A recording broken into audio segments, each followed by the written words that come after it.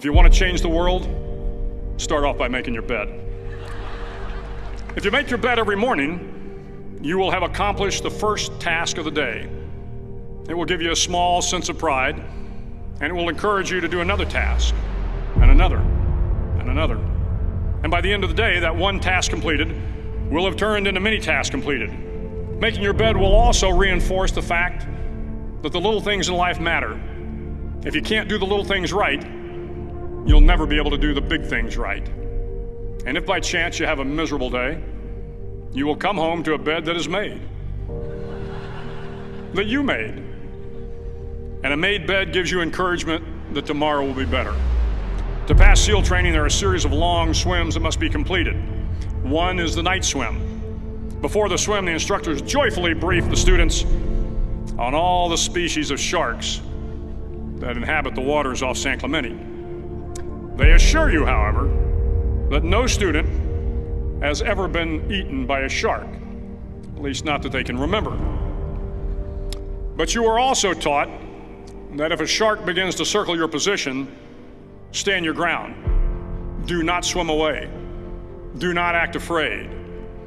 And if the shark, hungry for a midnight snack, darts towards you, then summons up all your strength and punch him in the snout, and he will turn and swim away.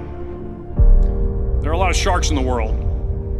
If you hope to complete the swim, you will have to deal with them. So if you want to change the world, don't back down from the sharks. Over a few weeks of difficult training, my SEAL class, which started with 150 men, was down to just 42. There were now 6 boat crews of 7 men each. I was in the boat with the tall guys, but the best boat crew we had was made up of the little guys, the Munchkin crew, we called them. No one was over 5'5". The Munchkin boat crew had 1 American Indian, 1 African American, 1 Polish American, 1 Greek American, 1 Italian American, and 2 tough kids from the Midwest. They out-paddled, outran, and outswam all the other boat crews. The big men in the other boat crews would always make good-natured fun of the tiny little flippers the Munchkins put on their tiny little feet prior to every swim.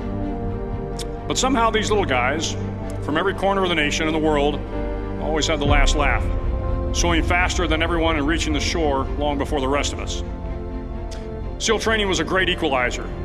Nothing mattered but your will to succeed, not your color, not your ethnic background, not your education, not your social status. If you want to change the world, measure a person by the size of their heart, not by the size of their flippers. The 9th week of training is referred to as Hell Week. It is 6 days of no sleep, constant physical and mental harassment, and 1 special day at the Mud Flats. The Mud Flats are an area between San Diego and Tijuana where the water runs off and creates the Tijuana Sloughs, a swampy patch of terrain where the mud will engulf you.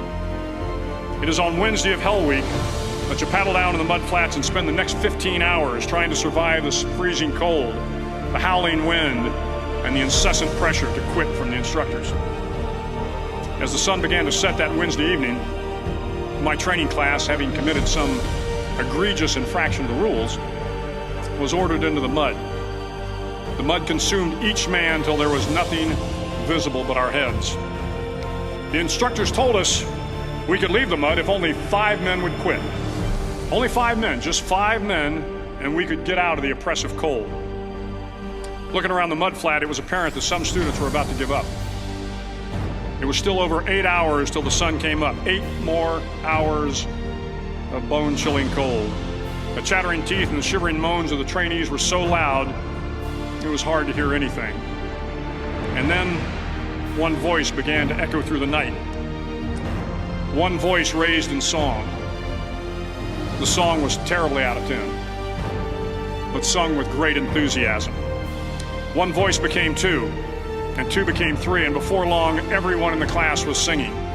The instructors threatened us with more time in the mud if we kept up the singing, but the singing persisted, and somehow the mud seemed a little warmer, and the wind a little tamer, and the dawn not so far away.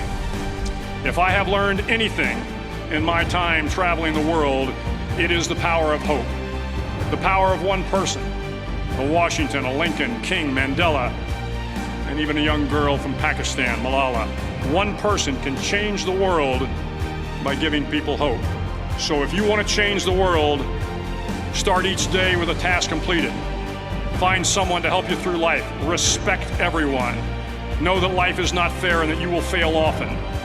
But if you take some risks, step up when the times are the toughest, face down the bullies, lift up the downtrodden, and never ever give up.